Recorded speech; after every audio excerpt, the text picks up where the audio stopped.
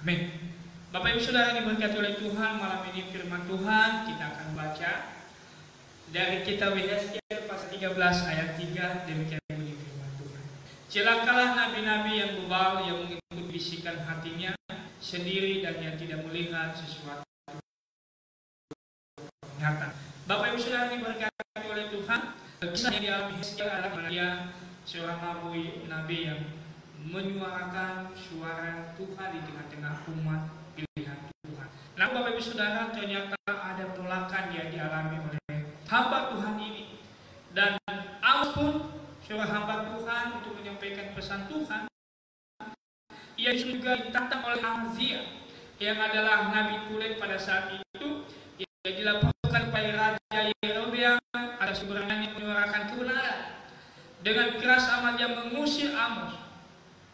Di ayat pasal 7 ayat 12, pergilah onyalah ke tanah Yehuda, carilah makananmu di sana dan berbuatlah di sana. Bapak Ibu Saudara diberkati Tuhan, betapa kejamnya Amazia ketika Amos menyuarakan kebenaran.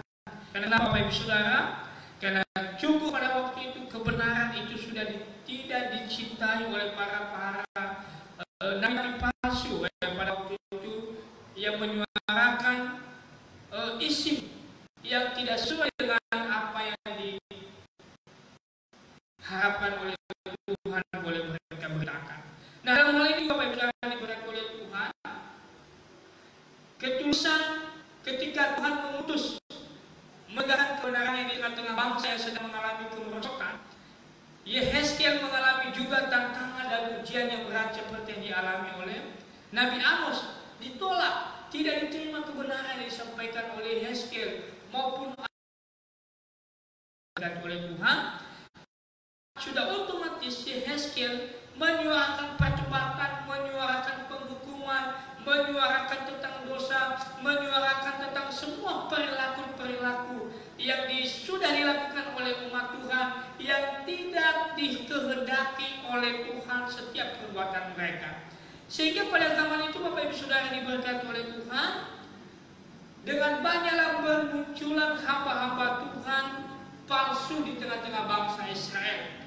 Nah, mana saja palsu, mereka memberitakan bukanlah ajaran yang mengandung nilai kebenaran, Bapak Ibu Saudara, melainkan kepalsuan dan penyimpanan dari kebenaran yang disampaikan oleh para nabi yang diutus oleh Tuhan. Justru mereka menyuarakan apa, Bapak Ibu Saudara? Mereka bernubuat sesuka hati mereka. Di ayat yang kedua, Bapak Ibu Saudara, nubuat adalah pemberitahuan atau penyampaian tentang hal-hal yang akan terjadi kemudian hari. Itu datangnya hanya datang daripada Tuhan melalui orang-orang yang dipilih oleh Tuhan untuk menyampaikan maksud dan kehendaknya Tuhan. Itu nubuat. Berarti tidak sembarangan orang menyampaikan sesuatu yang akan terjadi. Jikalau dia menyampaikan di luar dari apa yang sudah disampaikan oleh Tuhan kepada mereka, berarti bukan nubuat yang benar, berarti itu nubuat yang palsu. Itu hanya isi hati manusia saja. Sementara nubuat yang disampaikan oleh para nabi palsu itu tidak datang dari Allah. Artinya mereka hanya buat sendiri yang menyenangkan hati para pendengarnya. Mereka tidak menegur dosa. Mereka menyampaikan sukacita, menyampaikan hidup yang baik. Tetapi apa yang dilakukan oleh para nabi Yehezkiel, sesungguhnya para umat Tuhan pada saat itu mereka harus mendengarkannya. Karena kenapa?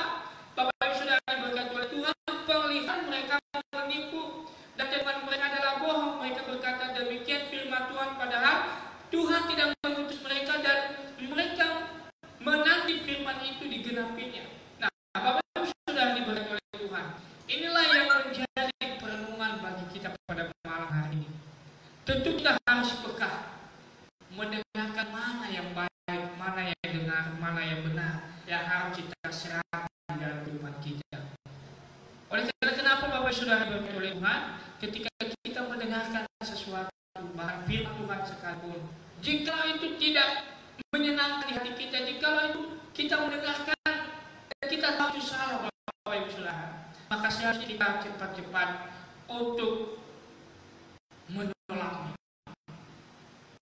Jika hanya menyuarakan hal-hal yang baik tapi tidak memiliki dosa. Bapak sudah diberkati oleh Tuhan, perlu harus kita simak mana yang benar, mana yang harus kita dengar, mana yang harus kita buang ketika kita mendengarkan firman Tuhan.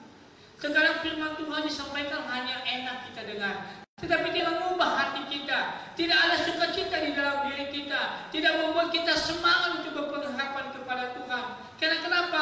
Hanya menyenangkan telinga kita sesaat, saudara. Jika firman Tuhan itu hanya menyenangkan sesaat oleh Tuhan, jangan-jangan firman Tuhan bukan firman Tuhan yang benar, hanya memotivasi saja. Tapi firman Tuhan itu lebih daripada itu, saudara.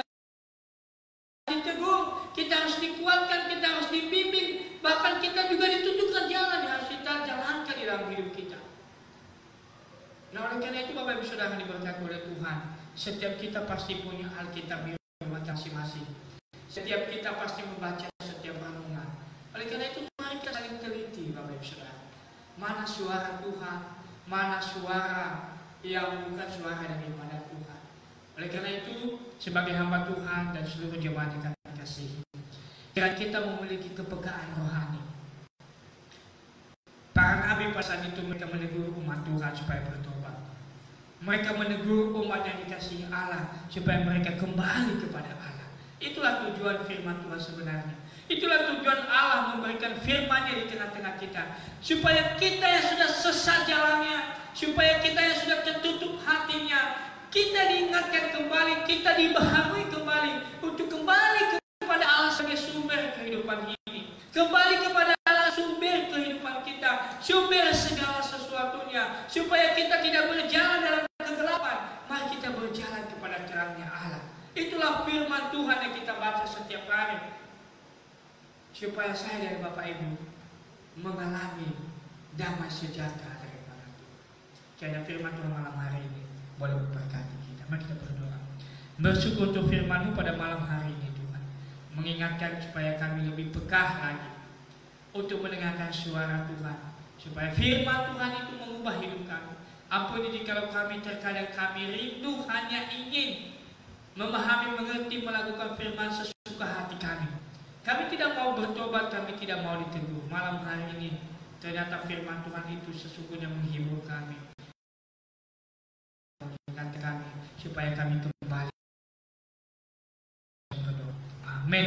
Mari kita berdoa Bapak Ibu Saudara, supaya sinode kerajaan Kristus Tuhan memakai dalam pelayanan penginjilan. Mari kita berdoa.